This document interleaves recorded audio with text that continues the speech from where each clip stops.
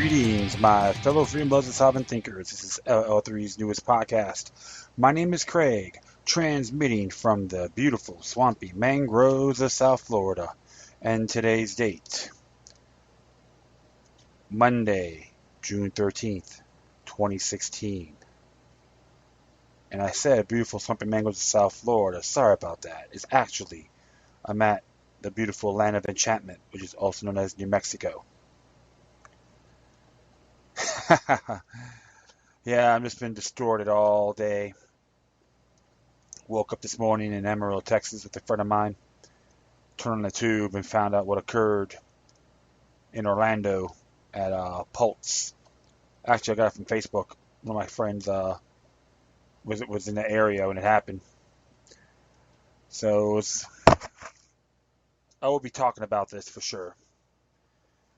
One thing I know, I'll make the first thing first. I send all my condolences to all the innocent people that were slaughtered by one ungrateful, scumbag criminal. Distorted? Don't know. But it was completely unacceptable, and I condemn this with a passion. And whatever you do, folks, don't jump on the conclusive hype hoopla. Observe responsibly. If you know the families, the heirs, the victims' heirs, show them love and support. Second, it goes out to my cousin, Joanna, when her ex-husband recently passed. Just passed. I just found this out today. And I'll send my condolences out to her. Thinking about you too. So it's very disturbing. Interesting day, I would say. However, I was planning to do this anyway, and I was going to get this whole thing started. Mainly be talking about some of the stuff here, what happened in Orlando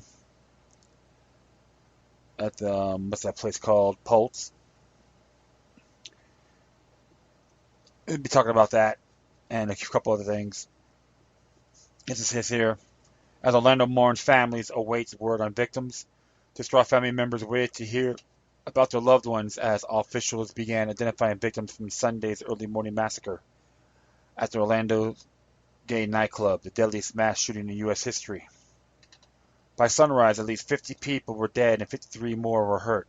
Witnesses described terror-filled moments. A DJ hid behind his booth. Loved ones got separated from each other as they sprinted away from the club so fast that their shoes fell off. People carried bloody strangers suffering from gunshot wounds to ambulances waiting nearby. The gunfire, which erupted at 2 a.m. at Pulse nightclub, lasted for a duration of one song, a witness said. The gunman who was killed in the shootout with police about 5 a.m. was identified by the FBI's Omar Mateen of St. Lucie County. The agency interviewed Mateen 29 three times in 2013 and 2014 for expressing ties to terrorist organizations and contacting suicide bomber, but they determined he wasn't a threat. It's probably the most difficult day in the history of Orlando, Orlando Mayor Buddy Dyer said Sunday. Officials worked to identify the dead, but by Sunday evening they had only released 8 names, with the victims ranging in age from 20 to 37. They warned the process would take time.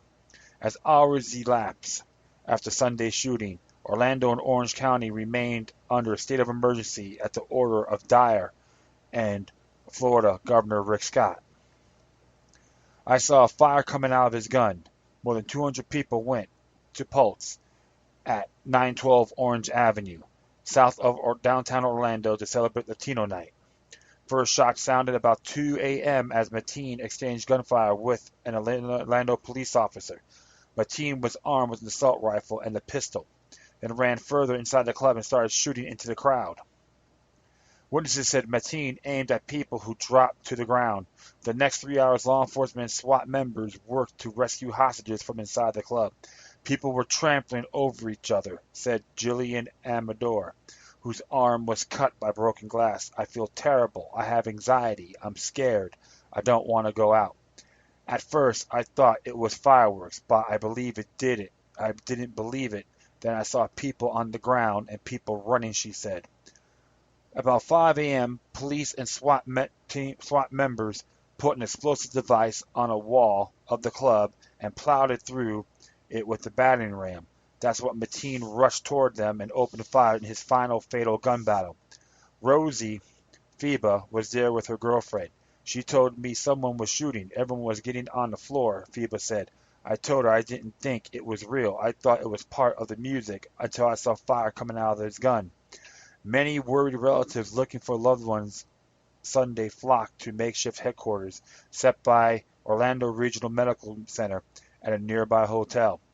Maria Orocho of Orlando anxiously awaited information about her cousin Martin Torres. It's not just nerve-wracking, Orocho said. I haven't heard from him. What do I do? We call him and it goes straight to voicemail. Others rushed to donate blood, specifically types O negative, O positive, and AB plasma that were in short supply. At such a rate that center asked donors to return later in the week when banks need to be replenished. Victims expressing emotional trauma related to the shooting can dial 211 for support, said Ashley Blazewicz of the Heart of Florida United Way. By Sunday night, dozens of vigils were held across Central Florida and the nation, including a vigil in Newton, Connecticut, where 27 people died in the 2012 mass shootings. I want to stop there for a moment. In Newton. According to the FBI reports on 2012, there were 0 murders in Newton. And I will continue on. Look it up for yourselves. An attack on all of us. As more details of Orlando's tragedy unfolded, President Barack Obama tried to console a grieving nation after the deadliest mass shooting since Virginia Tech in 2007, in which 32 people and the shooter died. The terrorist attack, Obama said in a televised news conference, reminds the country how easily someone can purchase a weapon that fires into a movie theater or a house of worship. I will say this to President Obama. They occurred in firearm-free zones. Get your facts straight. I'm sick of your rhetorical garbage. You're just another pawn to the one world order. I should lower it down like a little bit late at night. Obama specifically offered condolences to lesbian, gay, bisexual, or transgender Americans who frequent Pulse and other clubs like it across the country. The place they were attacked is more than a nightclub. It is a place of solidarity and empowerment where people have come together to raise awareness, speak their minds, and to advocate for their civil rights, he said. Locally, LGBT and religious groups are rallying together in the wake of the shooting, condemning Mateen's actions. There is never, ever any justification for such unacceptable crimes against humanity, crimes against God, crimes against our country, said Hassan Shibli, Executive Director of the Florida Branch of Council on American Islamic Relations. I know that you're going to be on the hot seat. His statement was one of several offered by local Islamic groups. Aman Muhammad Missouri, president of the Islamic Society of Central Florida, urged people to pray on what he called a heartbreaking morning.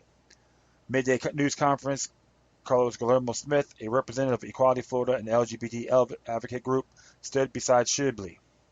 Smith reiterated that the two communities are united. Let me be clear. Equality Florida stands in solidarity with the Muslim and Islamic community in opposition of intolerance, discrimination, and hate crimes that are both communities experience, Smith said.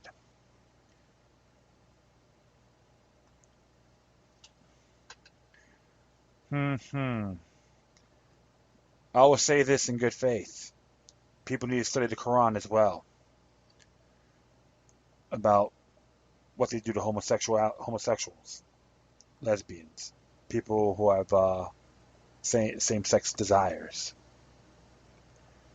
It's like they did in the ancient Bibles too, like the ancient, Old Testament. But like I said, regardless of their sexual orientation,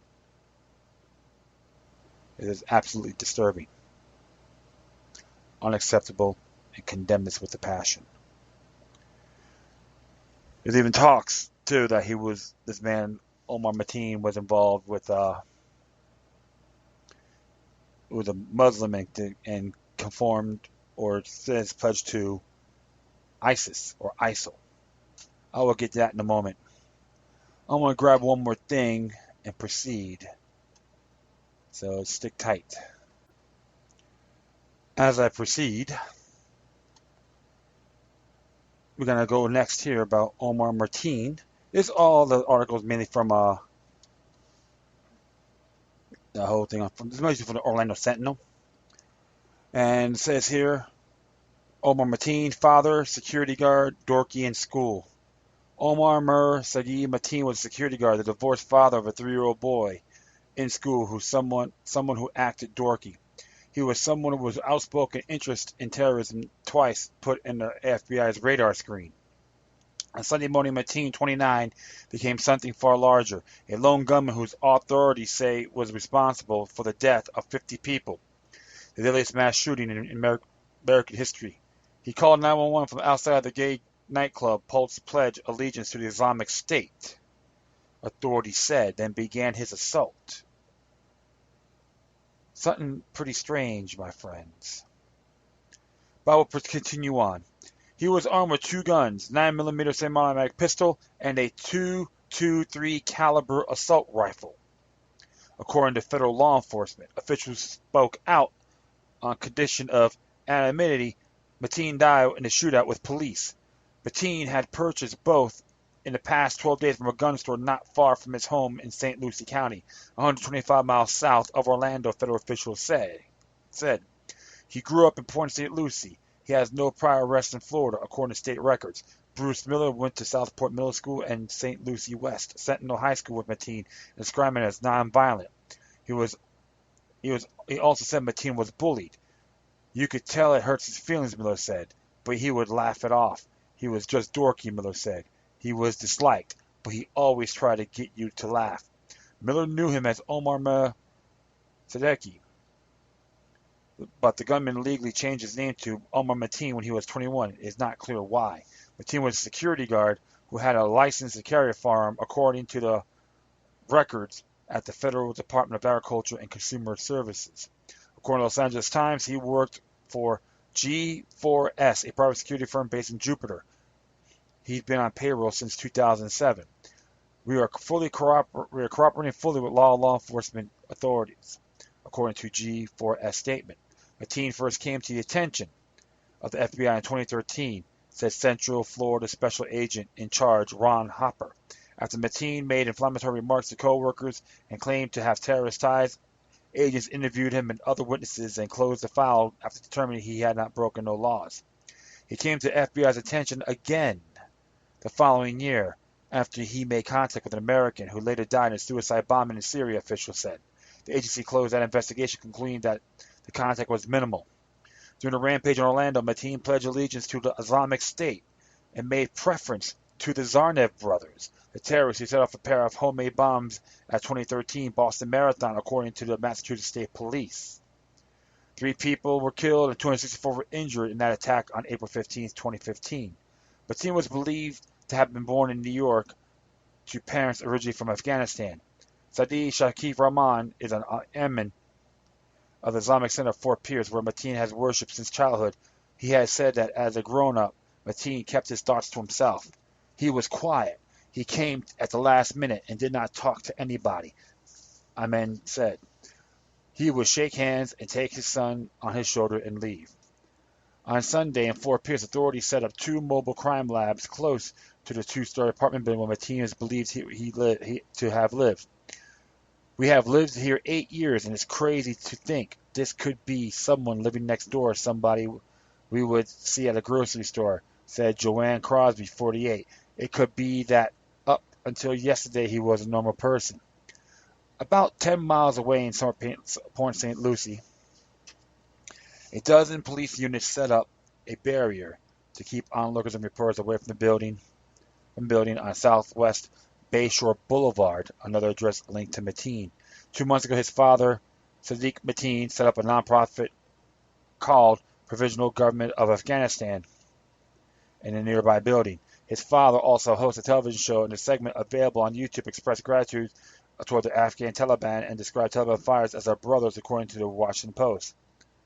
On NBC News, Sadiq Mateen apologized for the massacre, saying, "We were in shock. Like the whole country, this had nothing to do with religion." He also said his son recently got angry after seeing two men kissing in downtown Miami.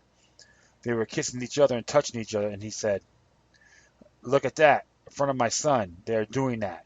And then we were in the men's bathroom and men were kissing each other. In the past, Islamic State has released video showing the execution of suspected homosexuals in its territory. Some were thrown from tall buildings. The Post also interviewed Omar Mateen's ex-wife, who described him as violent and mentally unstable. Interesting there. They met online. They were married in 2009 and divorced in 2011. Records show. "He beat me," said the woman, who asked me that her name not to be used. "He would just come home and start beating me up because the laundry wasn't finished or something like that." So according to this, he has some very rough edges. This is one thing you got to really question, my friends. And even myself, domestic abuse is completely irrelevant, unacceptable, and I condemn that as well. Unless if you got to pull fast when you point a gun at me or a weapon, try to hurt me or my family, it's a whole different ballgame. But thereafter, absolutely not.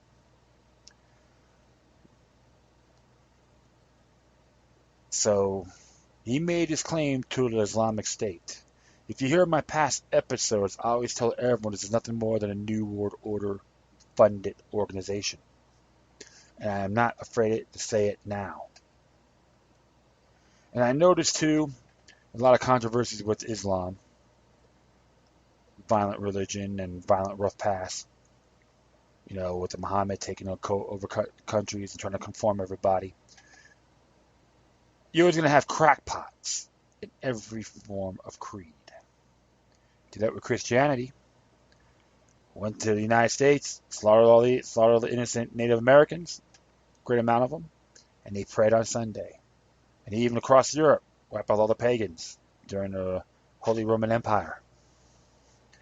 Little historical presence, my friends. But making a pledge to ISIS, he was distorted. I don't know how intelligent this man was. I can't make any judgment. But one thing I know for sure, he was just the pawn of the game. Very good example. ISIS, Al-Qaeda, Jim Jones quote, they're all the same. They want to get people suckered in, manipulate, con, grab their feelings and say, this is what you're committed to.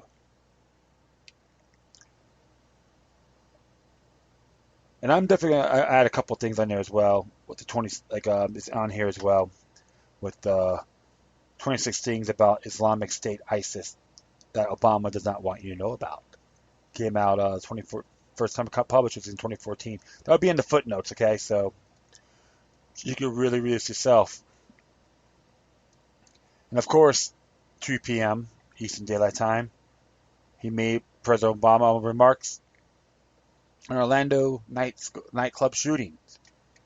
There's a video for that, and talk about working together with Orlando and all that. I don't have to read it word for word. There's a video, and you can read it for yourselves. Because one thing that disturbs me, he's trying to blame people owning firearms. Get it real easy. That's an insult to everyone that's pro-Bill of Rights. You compromise one, you hate them all.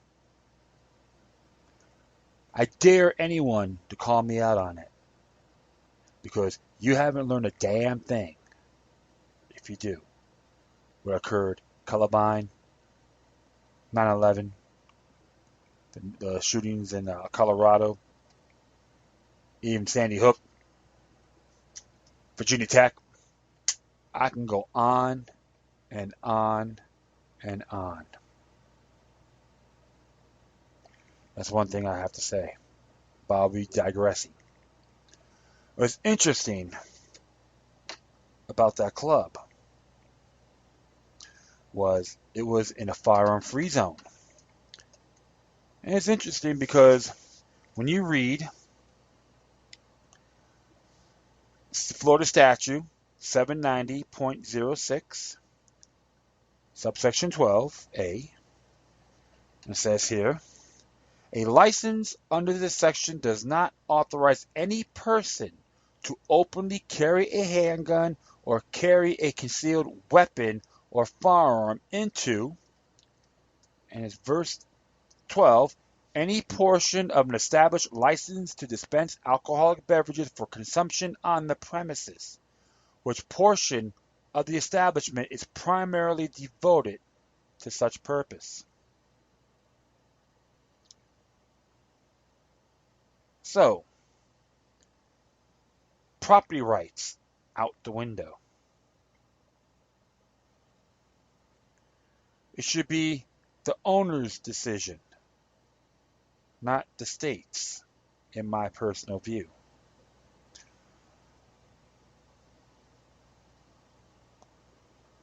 You're talking to an individual that worked in the industry, in these nightclubs. So I know how the ball rolls. I'm very keen on this. It's been a while, but I know. I still chat with a lot of folks in there. Still very good tides. And that police officer got shot. And that's horrible. My condolences go out to his families as well, and to the brothers and sisters who are in the Orlando Police Department and beyond. One thing people got to look at, as individuals, you're on the first line of defense. Not being macho, not being arrogant, not being Rambo.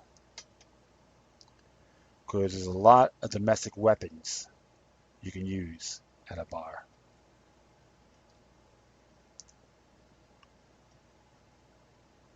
And like I said before, if someone would have been armed, including the staff, there was no guarantees. But the chances are a lot more better. That's a real shame. That's why you got to look at these laws real thoroughly. Because you're going to have these political bobbleheads. We need tougher firearm laws. No. My rights are natural born, and I don't give a damn what you think. I'm sick and tired of all these cold pinks, these Brady bunch, these bunch of hypocrites that want to take away your tool, a tool for self-defense. And I'm not an NRA member. I haven't heard from them on this. I did my own homework. I've done it. I've talked about this for a long time. Yes, I am a lifetime member of Gun Owners of America. I always say that. Sometimes I may be critical with them as well on who they pick, but that's just my view. But I'm not saying going out there and being a hotshot, flaunting. No. You have to be vigilant, because what has happened is considered an act of war. And furthermore, if you believe we got to take away your freedoms for security, you deserve neither. Benjamin Franklin made that statement. If you're still going to talk about tougher firearm laws and give them freedom for security, you haven't learned a damn thing on 9/11.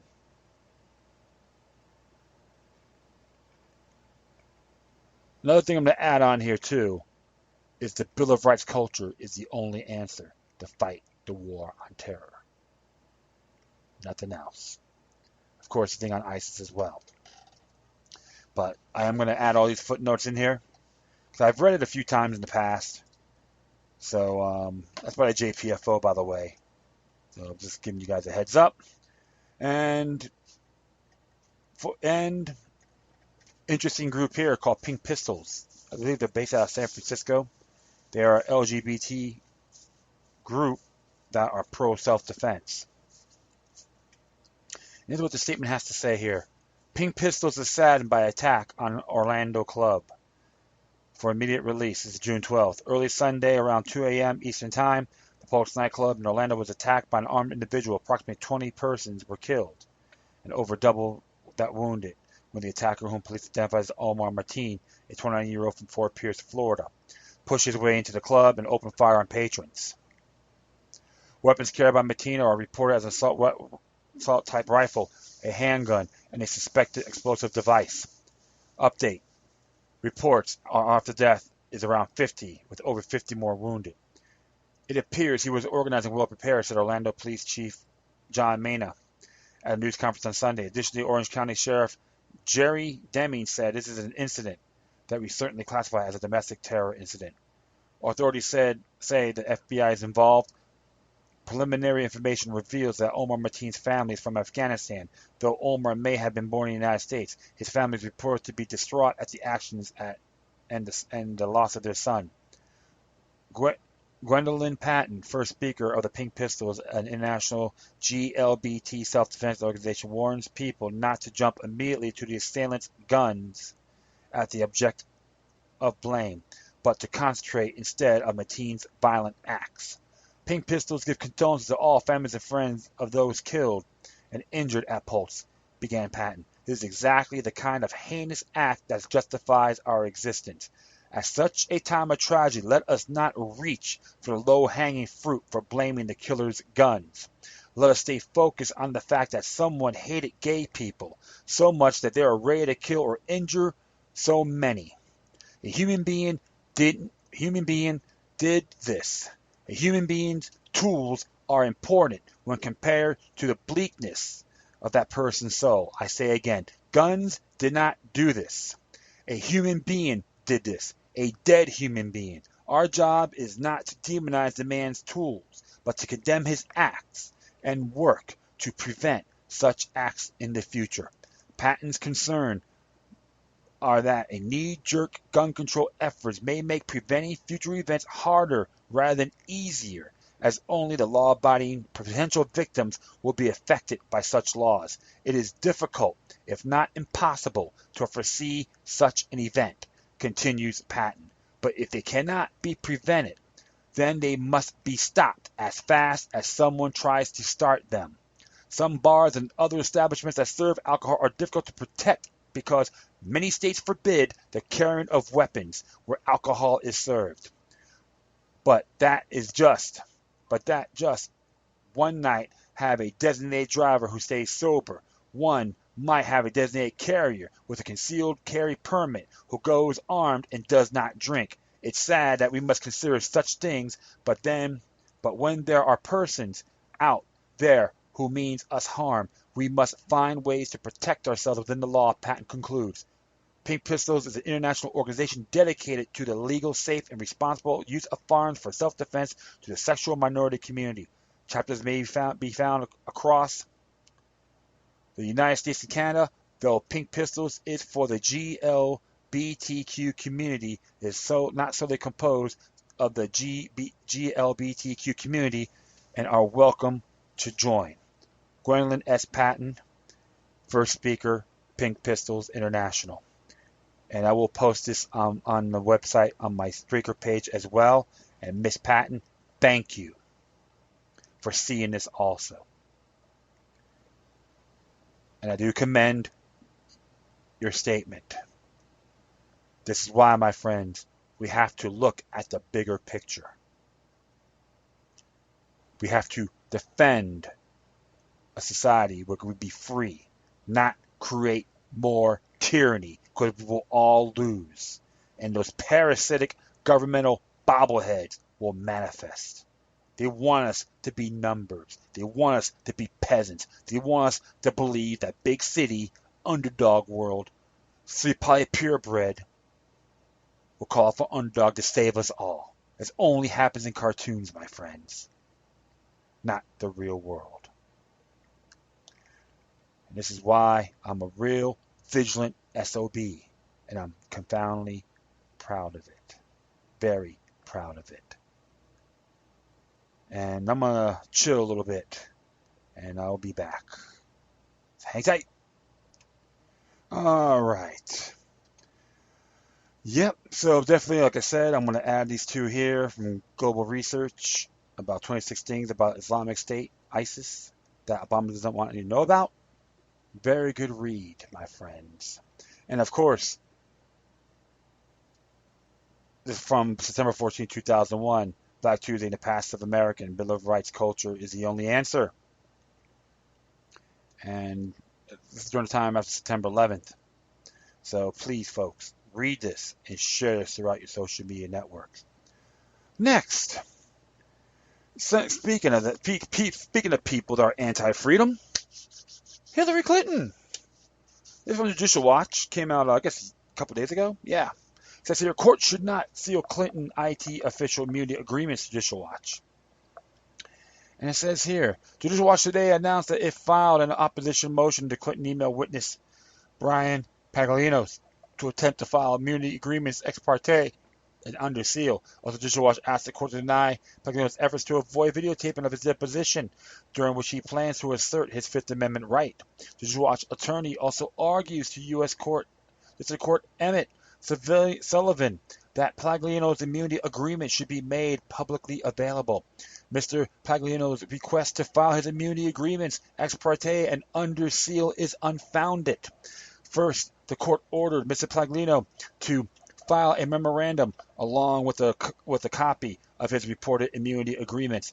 The court did not order the immunity agreements to be filed ex parte under seal and could have done so. As this court has repeatedly emphasized, this case is about the public's right to know details related to the creation, purpose, and the use of ClintonMail.com system. The brief also notes that the court can draw adverse inferences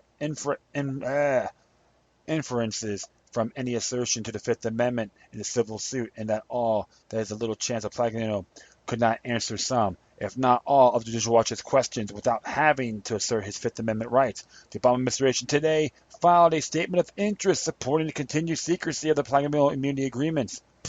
Typical Yahoo, yeah?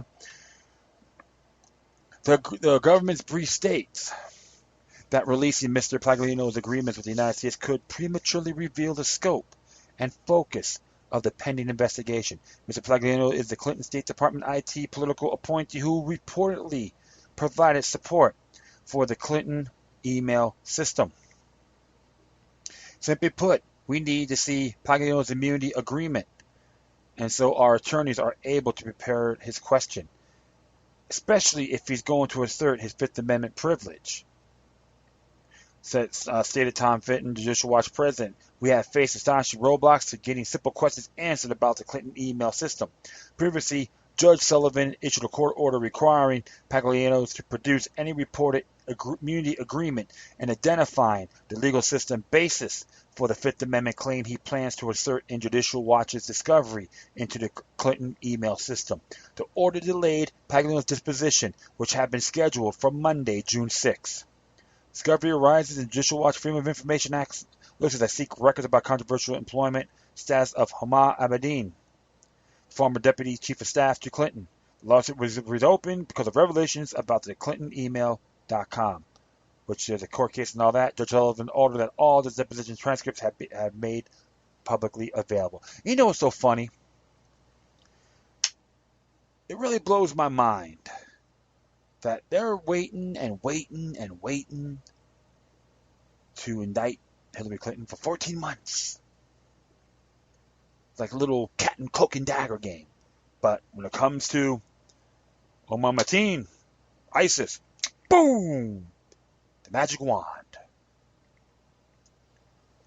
So there's one thing you gotta watch out, my friends. If they believe they're higher ups, they can do what they want. Go figure. Barack Obama endorsed Hillary Clinton. Bing, bing, bing, bing, bing. Come here, Barack. Yes, Matt. Yes, mistress. What can I do for you? That's how you gotta look at it. Politics is a dirty, disgusting entity. Give Judicial Watch your support, my friends, because let's see how far this goes. And this is why when I see someone with the Hillary sign or Hillary shirt, I know one thing for sure. They hate freedom. They despise our Bill of Rights culture. They want a treasonous scum queen, a tyrant, to run continued business as usual, status quo, and still pursue the United States of America as a federal corporation. Give me a confounded break. Is how pathetic some of these supporters are. So, see how far this goes. Speaking of women that ran for president, of course, they say Hillary Clinton's the first woman to be officially nominated as a woman president in the United States history. Well, she may have got all the votes, but remember, the convention is going to be the final say. And based on all the stuff that's happening, the delegates can make a decision on who they're going to support. Expect both conventions to be very dirty, regardless of what political party system you're in and so forth. All right. Speaking of women that ran for president, here's one here named Victoria Woodhull. It's from the Britannica. American social reformer. It says here, Victoria Woodhull, née Victoria Cleffin, born September 23rd, 1838, Homer, Ohio, and died June 9th, 1927. Burden Norton's Worcestershire, English. Unconventional American reformer who had various times championed such diverse causes such as women's suffrage, free love, mystical socialism, and the Greenback movement. She was also the first woman to run for the presidency in 1872. Born into a poor and eccentric family, Victoria Cleffin traveled with her sister to Tennessee in a family medicine and a fortune-telling show offering psychic and other remedies to the public. Even after her marriage to Canning Woodhull at age 15, she continued to give demonstrations in clairvoyance with her sister. After divorcing Woodhull in 1864, she was said to have been married to Colonel James H. Budd, who introduced her to a number of 19th century reform movements. 1868, moved by visions of Domatis, the most things, Woodhull claimed the sisters traveled to New York City where they met the recently widowed Cornelius Vanderbilt, who was interested in spiritualism. He sent them up in a brokerage firm, Woodhull, Cleffin and Company, which opened in January 1870 in part, though its novelty in a larger part owing to the sisters' native shrewdness was quite successful, where with their considerable profits they founded in 1870 Woodhull and Cleffin Weekly, a women's rights and reform magazine that espoused such cause as a single moral standard for men and women legalize prostitution and dress reform. Much of each issue was written by Stephen Pearl Andrews, promoter of the utopian social system he called panarchy, a theory rejecting conventional marriage and advocating a perfect state of free love combined with communal management of children of property. Woodhull expounded her version of these ideas in a series of articles in the New York Herald in 1870 that were collected in Origin, Tendencies and Principle of Government in 1871. Frank Leslie illustrated newspaper, Woodhull arguing for women's suffrage, Library of Congress, Washington, D.C., digital file. You can look it up. Woodhull's adherent speeches on women's suffrage nobly in January 1871 before the Judiciary Committee of the U.S. House of Representatives won her at least tentative acceptance by women's suffrage leaders who, until then, been put off by both her newspaper and her reputation. Invited into the National Women's Suffrage Association by Susan B. Anthony. Woodhull soon became a rival for leadership. When a dissented group called the National Radical Reformers broke away from the NWSA in 1872, Woodhull by then, and the company public speaker, was nominated for the presidency by the Equal Rights Party. By mid 1872, Woodhull's troubles had begun to mount. Her ex-husband reappeared and took up the residence with her and her current husband, thus providing rich new material for her enemies. No longer enjoying backing of Vanderbilt, Woodhull was forced to suspend publication of her weekly that summer. It had recently published her first English-language version of Karl Marx and Frederick Engels' Communist Manifesto, which talk about centralization. Woodhull responded to critics of her morals by hurling back charges of her own. She published a full report of an alleged liaison between the highly respected Reverend Henry Ward Beecher and a married parishioner. For this act, Woodhull and her sister were promptly jailed under statute forbidding the passage of obscene materials through the mail. After 7 months of litigation, the sisters were acquitted of the charges. Woodhull Victoria Britannica Inc. Woodhull divorced Blood in 1876, and when Vanderbilt died in the following years, the sisters went to England. The trip apparently financed by Vanderbilt's heirs to prevent a challenge to the will. In London, the lecture by Woodhull charmed a wealthy English banker, John Bippoth Martin, who proposed to her. Objections by his family, however, prevented their marriage until 1883. Woodhull and her sister became widely known for their philanthropy, and were largely accepted in high British social circles. Woodhull's later publications include Script Culture, or the Scientific Propagation of the Human Race, 1888, Garden of Eden, Allegorical Meaning Revealed, 1889, The Human Body of the Temples of God, 1889, with her sister, Humanitarian Money, The Unsolved Riddle, 1892. From 1892 to 1901, she published with her daughter Zula Maud Woodhull, the humanitarian magazine devoted to eugenics. Ooh. Although Victoria returned on occasion to the United States, she lived in England until her death. Wow. See, my friends? Even though she was the first first woman to be nominated president, the equal party. Okay? But a lot of strange, rough edges, I would say. Something to always think about. So don't really praise Victoria Woodhull that much. But one thing I gotta say, yep, 1872, nominated, be the first woman to be nominated for president of the United States. But devoted to eugenics. Hey, you know what I say? Screw that. Interesting, my friends. So that's some social reform, all right? Well, we're going to do another one here from the Britannica. Edith Wilson, American First Lady. I know it's not current events, but it's very interesting. There's a lot of history here. I like to do that once in a while myself. Just one of those mood swings.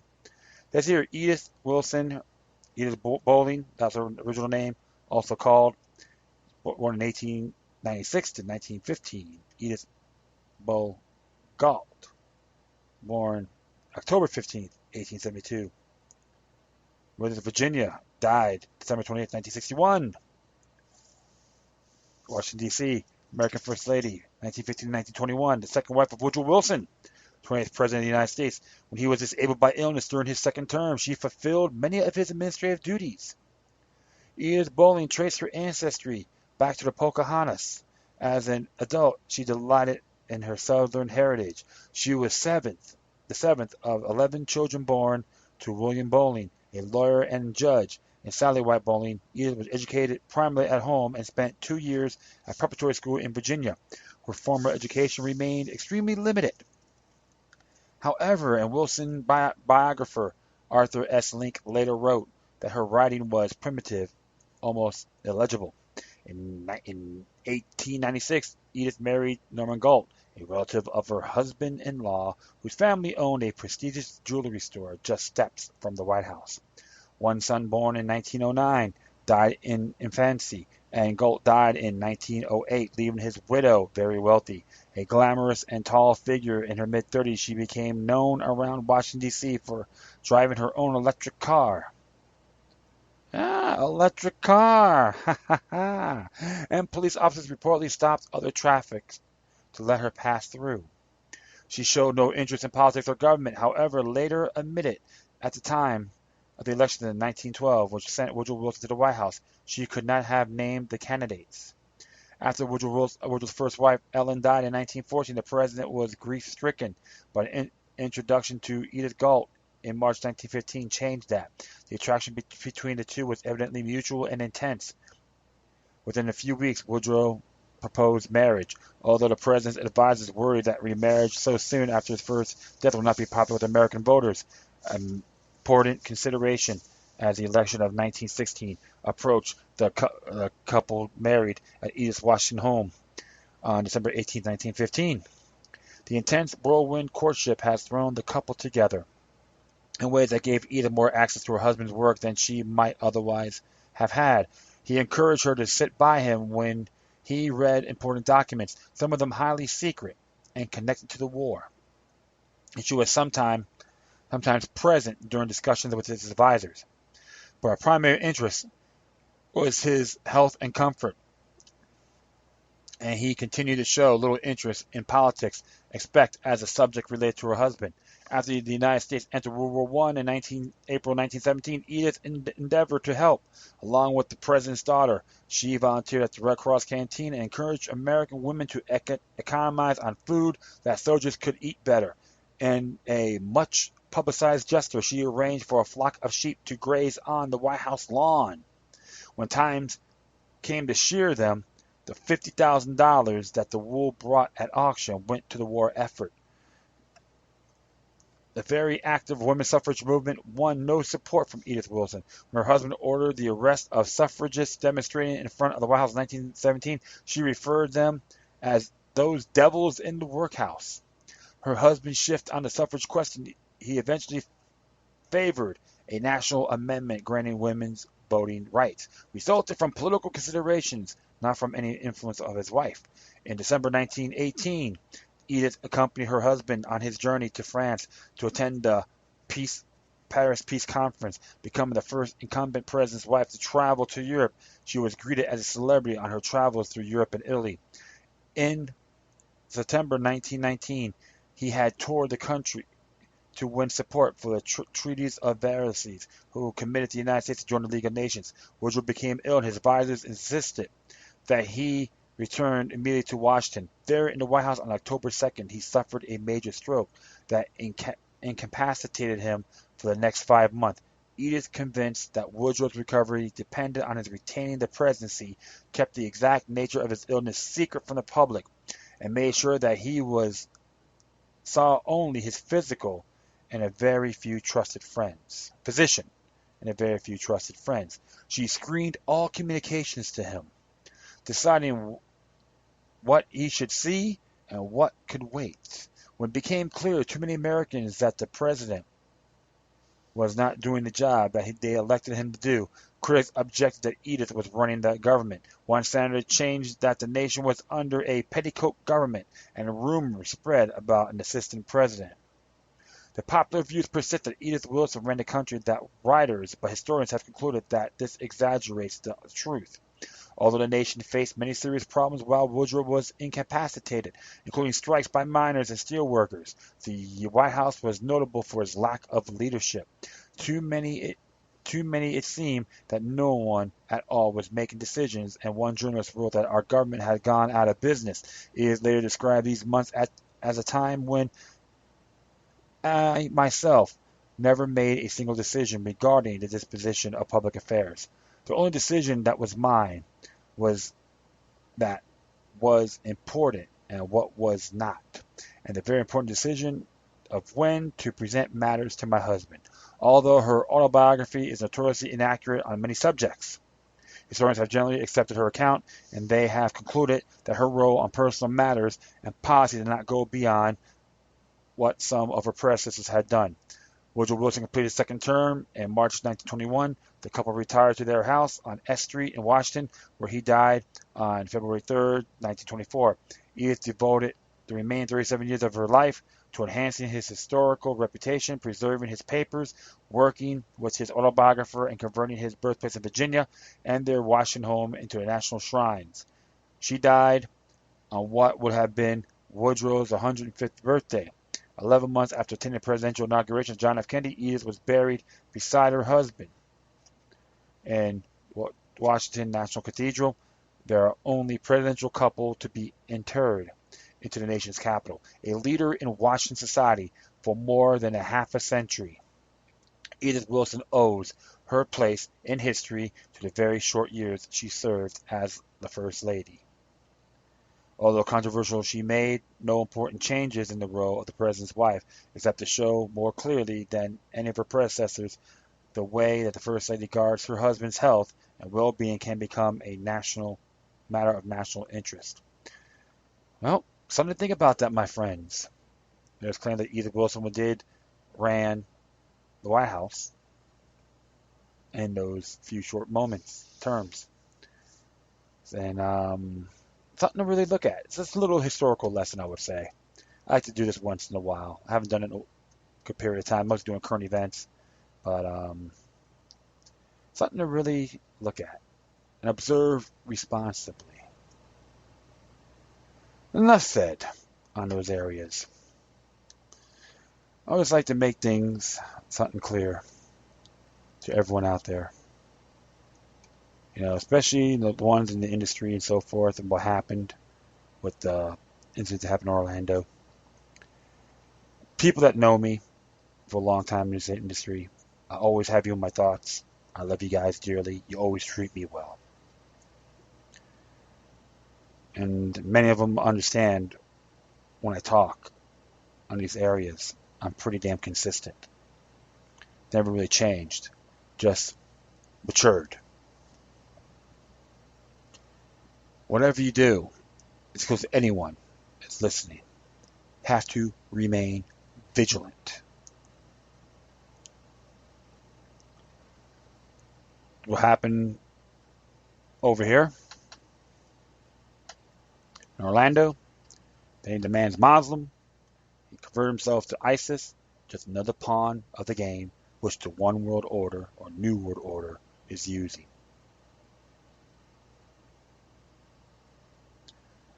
And anyone else that's jumping on that bandwagon to join ISIS, you're just a number to them, and they don't give two craps on how you think, what you think, and who you are.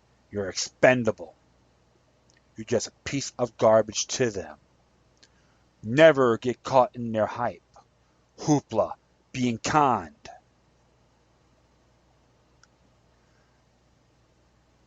There's nothing more of a symptom. Don't get diagnosed, I would say. I'll clarify that. The Jim Jones syndrome. That's to anyone that's listening to this show. And share this to everyone you know. But everyone out there, doesn't matter where you're at, self-defense is righteous. No ends, ifs, or buts. And that's all I have to say. I'd like to thank everyone for listening to the show, and please feel free to download and share this throughout your social media networks, including the rest of my archives you find on Spreaker. If you have any questions or comments, good or bad, doesn't matter, or you got something send me something that's interesting that I haven't checked out, always use decorum and in good faith, which many of you do. Doesn't matter what side. I thank you for that. Hit me on Facebook, Twitter, Google+, Spreaker, iHeartRadio, Tumblr, YouTube, Freedoms Network, and Scene.life. Or you can email me at LokiLuck3, number 3, and it's all together, at gmail.com. Before I go, I want to play a song, 30 years old, from a band, Cro-Mags, Sign of the Times. Something to think about. Great song, great band. And Double J, John Joseph, good man. I always enjoy chatting with them, seeing him in person and all that. So definitely play a song. Hope you like it. And thank you once again Always remember that demoniac resistance is healthy for the soul and can liberate humanity. Until next time, take care of yourselves, keep on spreading the love, and may your guardian spirits be with you.